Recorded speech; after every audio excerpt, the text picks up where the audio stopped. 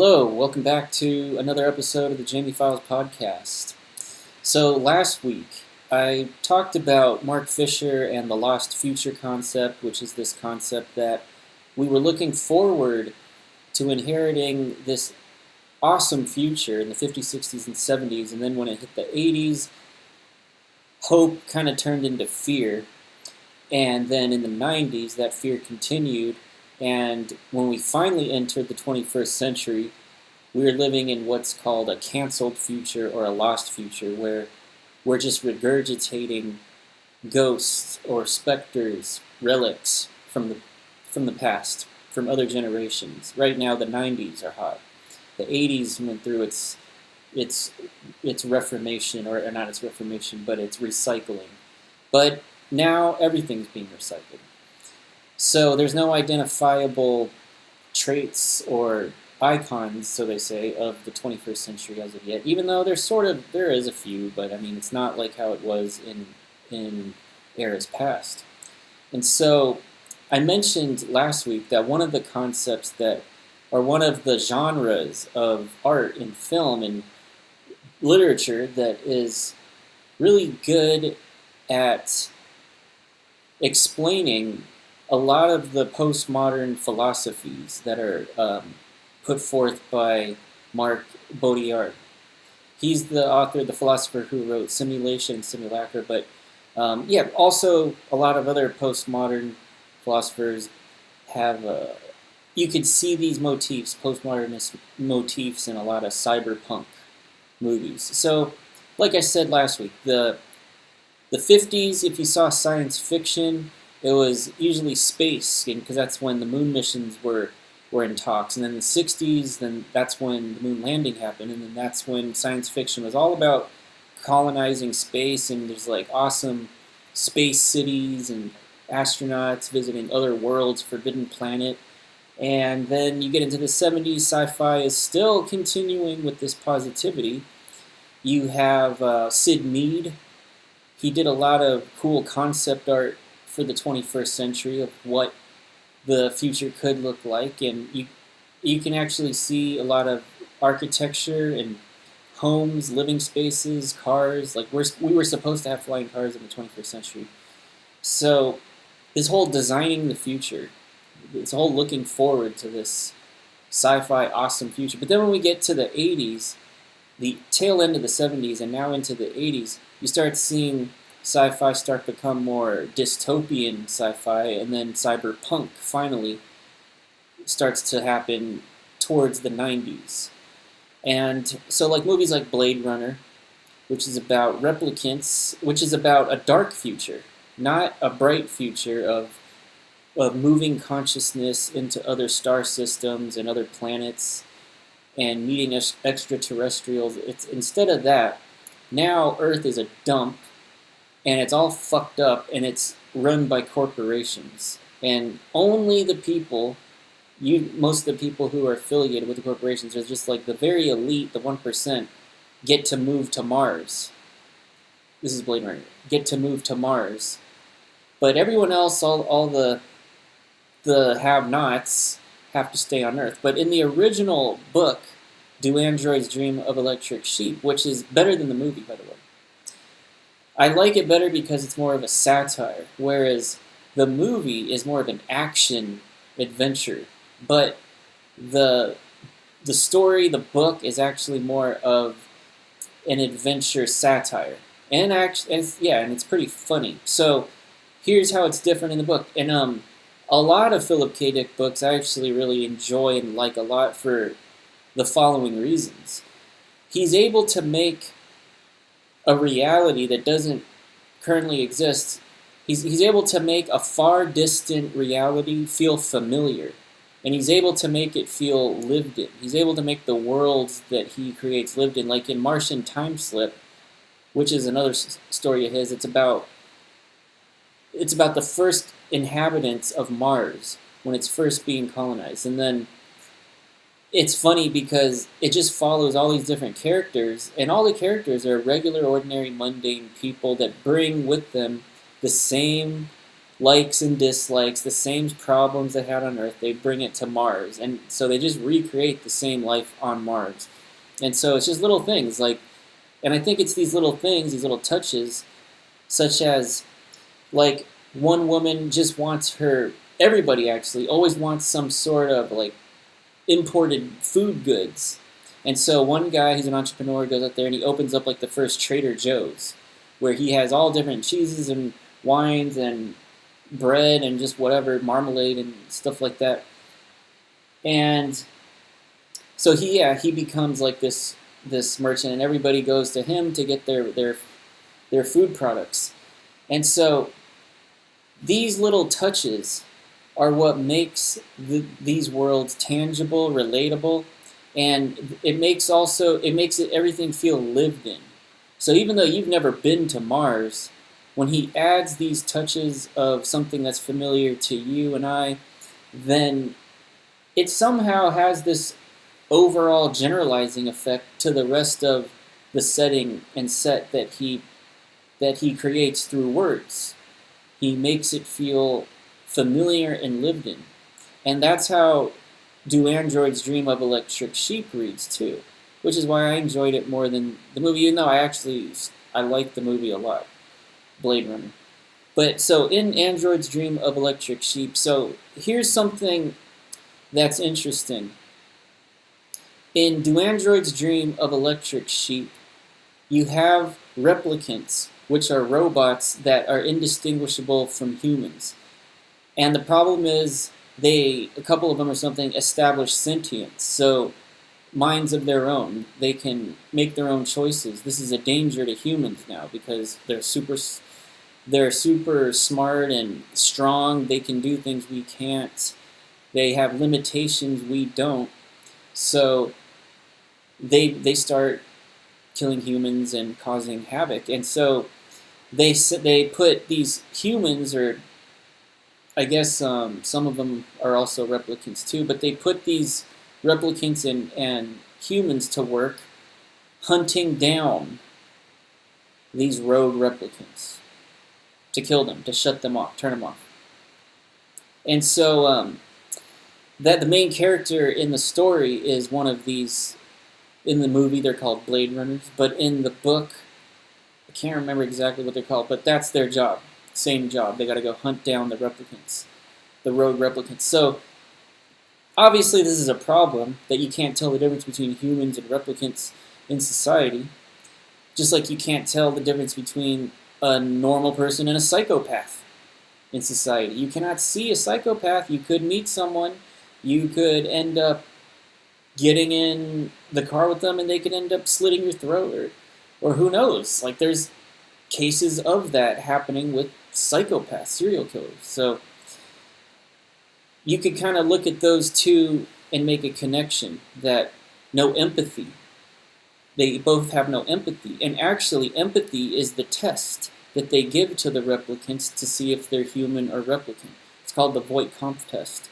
So that is how the replicants prove to the humans, once they're caught, that they're human or replicant. And most of the time, it's easy for them to fail the Voight-Kampff test because of the empathy. They won't be able to answer correctly on questions where, like in the movie, the question he asks them is like, if you flip a turtle on its, you're walking in a desert and you come across a turtle, you come across a tortoise, he doesn't know what a tortoise is, he asks what it is, it's the same thing as a turtle. And you see it laying on its back, trying to get to its feet, and it's thirsty, it's dying. What do? And he didn't know how to answer the question. So obviously, like, people with empathy would help the turtle, like, flip it over. So the way that that's how the replicants prove that they're human, but like I said, they always fail. But the way that the humans show other humans that they're human, like your neighbors, because they're all living in really tight quarters because this is Earth, these are the have-nots. They live in rundown, dystopian, tired-ass, dated but also updated with tech cities.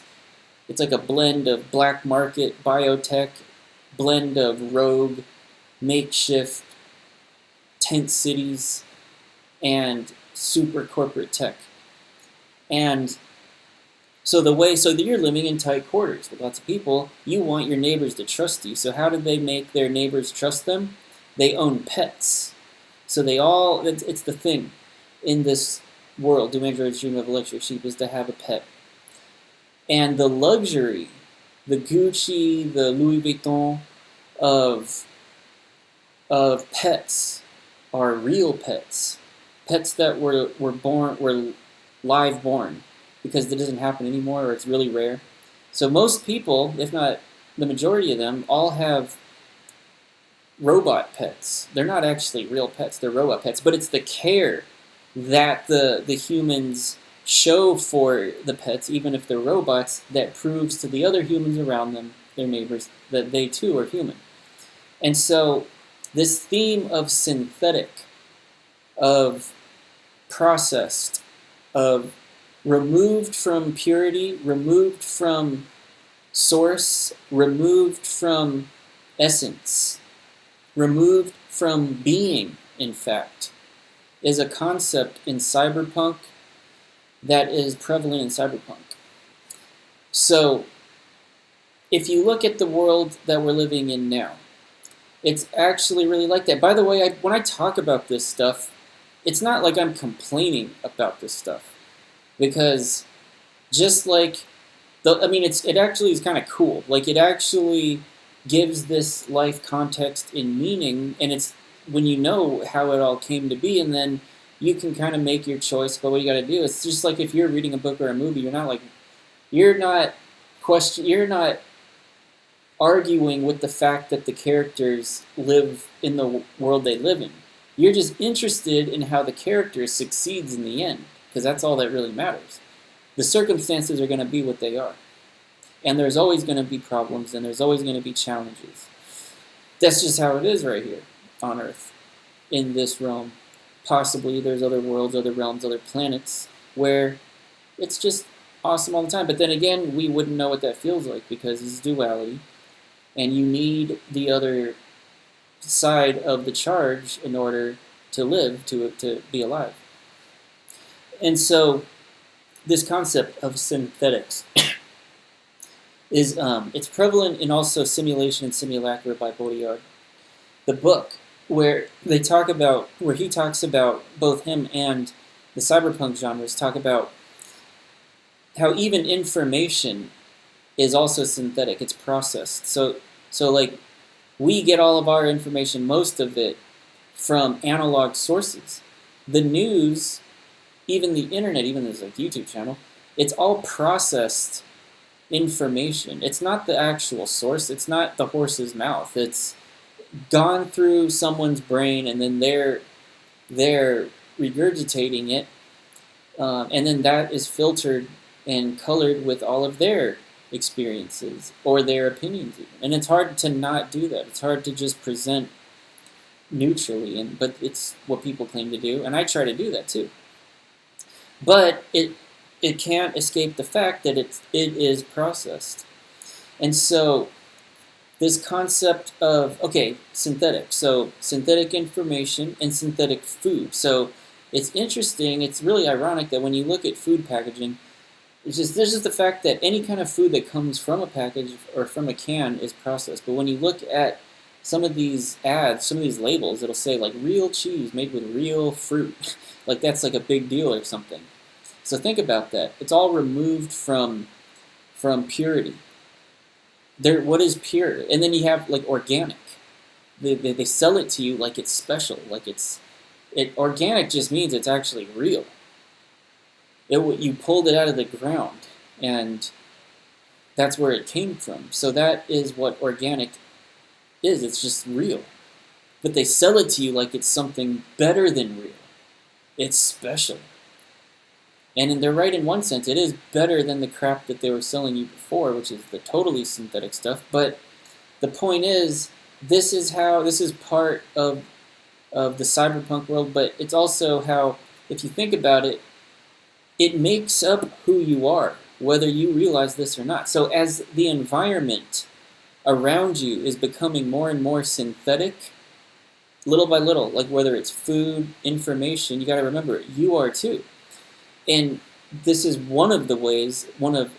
This is another way in which that happens. It's Madison Avenue. So like, I even am a victim of it too. So like, you seen trends where like beards came back, and now these really like sculpted beards are in, and that's cool. I mean, I like how it looks, but and then men's fashion, like women's fashion, like just look around in society and see who's dressing a certain way, who's listening to a certain music, who likes certain shows, who's into just certain things. It's all put out there by other people. Like it's all pre-orchestrated by design before you discover it. And this is how like in the fashion industry, it's planned by seasons. They know what look is going to be hot like next year, next season.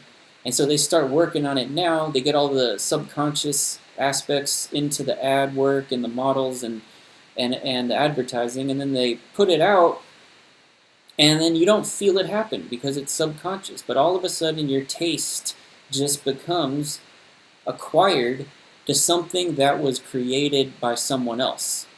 So a lot of us have an affinity for something that was created by Madison Avenue or someone else, or it was intentionally put there by society, and society gets to decide what is acceptable. So you hear all this pop music and everything, and things that are being played on the airwaves. Well, there's nothing wrong with it either, but all I'm saying is that it's a select. They're letting it's what's being played is being played because it's well, it doesn't really matter. But the point is, this is gonna connect to a more important point. I'm not trying to hate on mainstream music and stuff like that. That's not the point. The point that I'm trying to make is who we are as people, who we are as humans, who we are as beings can be changed. It can be changed against our will. Now, is that change bad or good? Well, I don't know. It could be both. It could be either or. So like transhumanism, some people are afraid of it. But I'm not really that afraid of it. I mean, would I put a microchip into my body? Yeah, I mean, if I saw 100,000 other people and it worked safely on them, I might do it. I don't know, but if it makes me into some superhuman, that would be cool. I would do it. As long as it doesn't kill me, they figure out how to do it safely, I would do it. Because I have a pragmatic outlook on things too. It's not all ideals. If it works, it works. But then, I don't know, some people have religious reasons for why they think that that's crazy. But, so listen to this point. What it means to be, being. A human being. So this is another thing. So I said that synthetic stuff it's more and more removed from your being. So at the same time, the advertising industry knows this, and so the way that they hook you in and they make their products so sexy and seductive is they reconnect you to purity. So that's why in the 80s you had the We Are the World, and it was this connection to world culture and different older cultures from around the world and this world music thing. And that's because, wow, from an advertising point of view, when you put that stuff in ads, it makes people glow all over.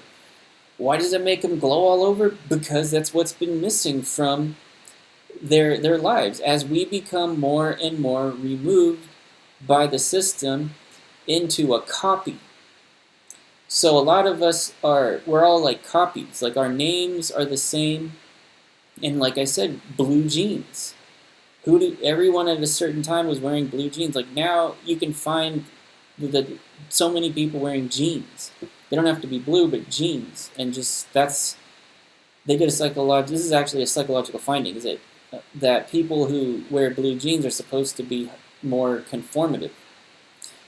And so the point of this is that Colin Wilson, another philosopher who wrote The Outsider, said that about 51% of all of us are robots. Like, it's just it's just things that have been programmed into us by the environment, by the society, and there's actually only 49% of ourselves that is actually unique.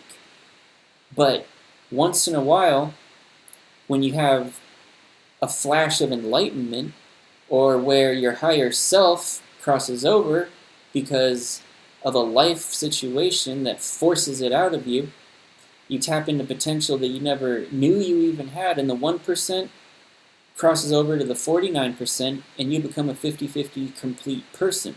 And he calls that enlightenment when that happens. So I made a video before about how I would experience, in the book The Outsider, or Colin Wilson himself talks about how, like, this would happen a lot when people are on death row.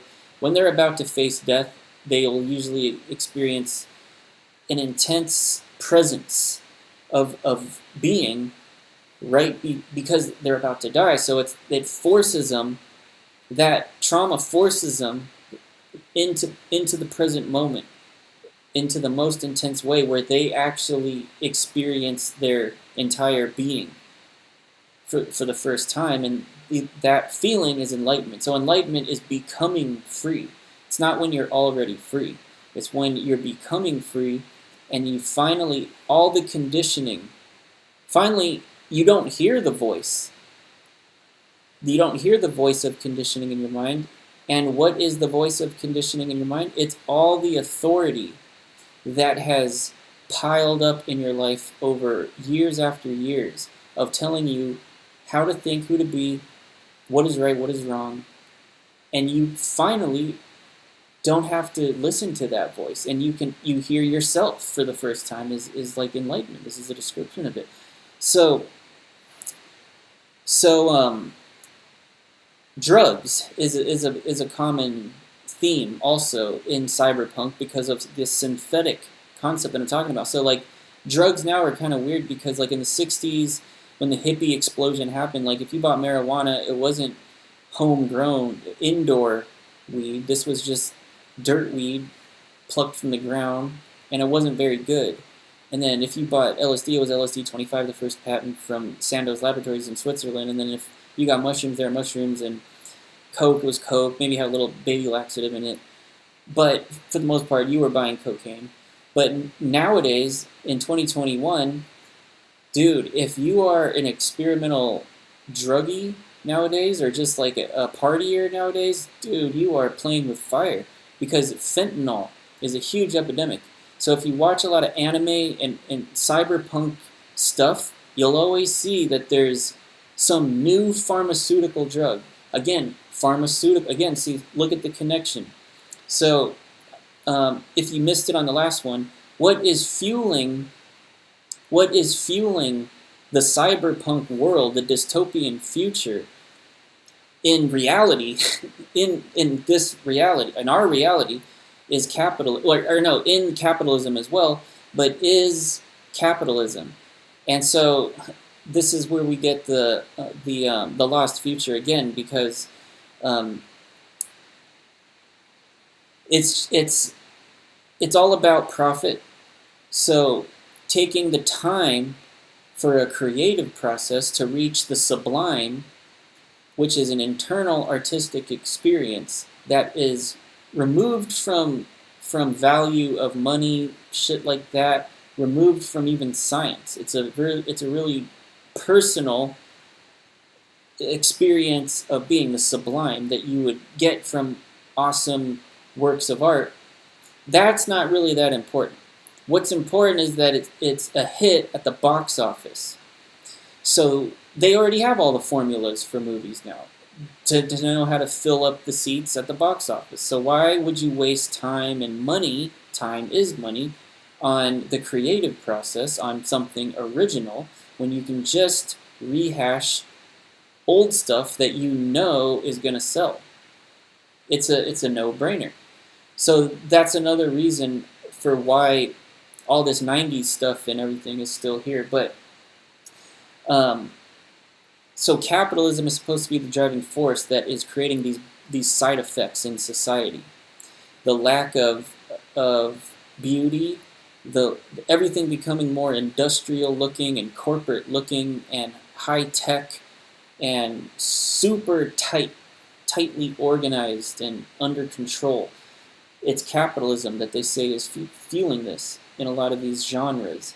And so, of course, just like in a lot of the cyberpunk stuff, the corporations run the world, and pharmacy companies are some of the biggest corporations. So it makes sense that the pharmacies would want to make the most powerful drugs out there to create the most addicts. And so that's what we have with fentanyl in our world. Fentanyl is 50 times stronger than heroin. So heroin, a lot of pain-killing analogs that comes from opium, and then you got the morphine, and then the painkillers, the Vicodin, and all that shit. But the most powerful one right now is fentanyl, and this is the one that people are dying off of. This is why I feel bad for people that are partying right now, because someone offers you coke at a bar, and you take a little bump, and you overdose on fentanyl. That's happening. It's like a real thing that it's actually rapidly happening. And I've heard of people that have just they thought it was coke. They thought they bought coke, so they want to test to see if it's coke. They put it on their lips, and it's supposed to make it numb. And just that little amount of fentanyl, because it was not actually real coke, makes them OD. They end up in the ER. I've heard of that happening, and so this is a real threat to society. And you'll see this theme in a lot of dystopian science fiction movies and cyberpunk genres. So this leads me to the next topic, which is altered states of consciousness. So altered states of consciousness are something that I myself have explored.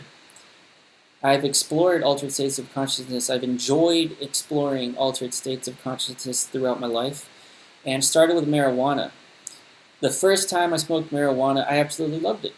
It was my favorite substance growing up, and I wasn't one of those people that got like paranoid off of it and never wanted to do it again. I really liked it because alcohol, before I tried weed, alcohol always made me throw up and feel sick the next day. So I was always like trying to train myself to get used to it. But as soon as I tried weed, this is at the age of 14, I was already instantly, it was a no-brainer that this is awesome. I feel good. I don't feel shitty at all during or after. This is great. And it made everything funny, and it changes your perception of time. And so the next powerful drug that I would do would be LSD. LSD is interesting. So what's interesting about LSD is that if you just take a little bit, like a microdose or something, it can actually, what's interesting about it as a compound is that when you're on it, it's not like you're intoxicated off of the compound itself, like how alcohol is, or even cocaine is. On LSD, it just acts as, it's really similar in structure to serotonin, so it can slip through the blood-brain barrier with ease, sneak its way in to the bloodstream, and once it starts circulating and flowing throughout the bloodstream, it acts as a dead signal, and that disrupts the whole entire flow of information. And then your senses shut down the filters because of that, and you experience reality raw, like you're seeing it for the first time, like you're a newborn. But what's interesting is when you're on a microdose or a very small dose, you still are conscious, like you still have all your faculties of normal waking consciousness and memory with you. So you're not totally in an altered reality, but you're seeing, it's almost like a vujade. Vujade is the opposite of deja vu. Deja vu, it feels like this has happened before. Vujade is when you see something you've seen before for the first time. So you can have this sense. It's a wonderful sense of it's like being reborn. It feels like you're being baptized and reborn. It's like a shower. And washes off all of the conditioning to get back to purity. And so what's interesting, though, is that when you take more of it, of course, then you have a full-blown trip. But something interesting about LSD that I want to say is that the first time I had this is another one I loved. I I mean, I've had bad trips before, but when I was first in as a kid doing this stuff, it was always great. So one of the things that occurred to me when I was on it on this one time was I think they make this illegal because the government doesn't want you to feel this powerful. They don't want you to feel your own sense of power, your own sense of potential, and it's like this weird sense of freedom of what it is. And just like I mentioned earlier about the Enlightenment, a lot of that freedom is because that disruption in the flow of information, shutting down the filters, also shuts down or momentarily disables your conditioning. And then you realize that most of the stuff that's in your mind is the prison, that you don't even actually know it's a prison. But now that you're not having, now that some of the things are disabled, you're actually realizing that, whoa, so many of the voices in my head are actually not mine. They're voices of the authority figures that have piled up over X amount of years, and and authority figures is everyone and everything around you. Everyone and everything around you. Just like what he says in The Matrix. The Matrix is all around you. Think about this.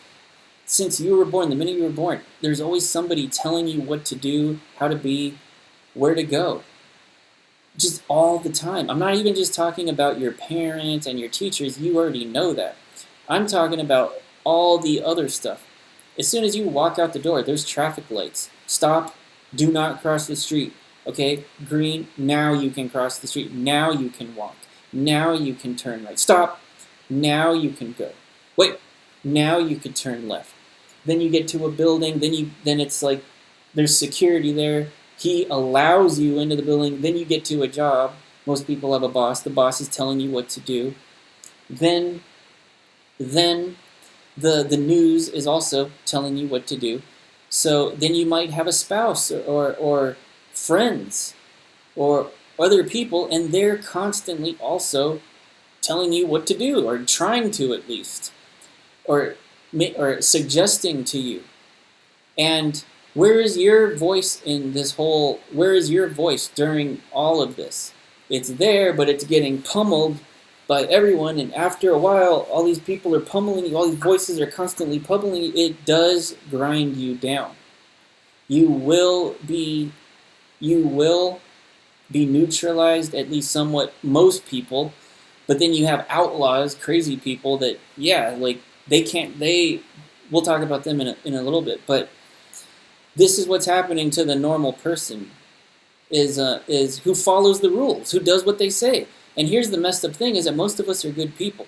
So we want to do the right thing. And we want to do the right thing. But then what happens is you keep listening to everyone and everything, and you're doing everything you think you're supposed to be doing. But the problem is the midlife crisis. Because a lot of people, they did everything they were supposed to do, that the parents told them to do, the schools told them to do. And then they got married early, they got the job, stayed at the job, it was like safe. They're going to get the retirement, they got the house, they got all the finance, the vacations, 401k, and they still don't feel happy. There's something missing from their life, and then they call that the midlife crisis. And then why do they still feel unfulfilled?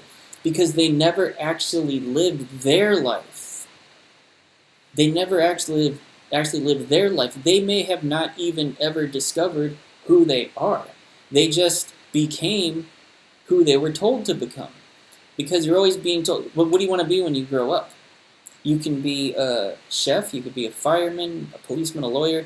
There's a few choices, and so go and pick one. And then you got to be this type of person. You got to have these type of morals. Some people have religious upbringing, some people don't. But it doesn't matter. If you live in society, you're always being told what to do. And not all of it is bad.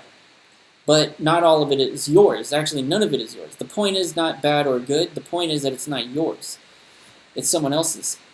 So, I remember I had this experience on LSD, and then I remember it was like 4 in the morning, and I started screaming out the window, and I wake up everyone, it's all a scam. And I was going off on this the monologue, but then I wanted to actually go on a mission, knocking on everybody's doors, telling everybody to wake up. That we gotta